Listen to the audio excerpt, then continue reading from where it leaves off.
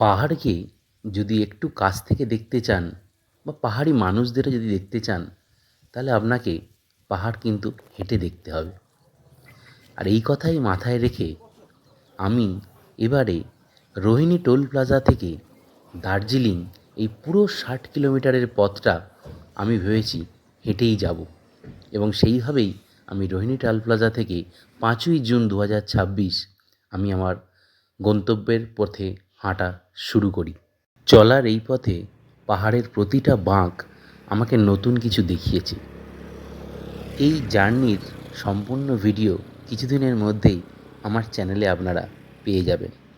তাই আশা রাখব যারা যারা ভিডিওটা পুরো দেখতে চান তারা অবশ্যই যে প্ল্যাটফর্ম থেকেই এই ভিডিওটি দেখছেন সেটা সাবস্ক্রাইব বা ফলো করে রাখবেন, যাতে যখনই বড় ভিডিওটা আসবে আপনারা সঙ্গে সঙ্গে দেখতে পান।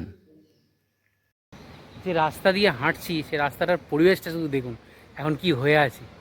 শুধু গাড়ি চলছে, আমি হাঁটছি, দেখুন কুয়াশায় গাড়ি দেখা যাচ্ছে না, ঠিক আছে।